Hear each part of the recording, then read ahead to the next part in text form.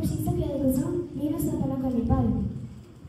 जहाँ हर बिहानी सुनौला किरणले पहाडमा मुटु छुन शीतलता भरियोस्, धमिलो अतीतको कालो बालो फाटी उज्यालो भविष्यको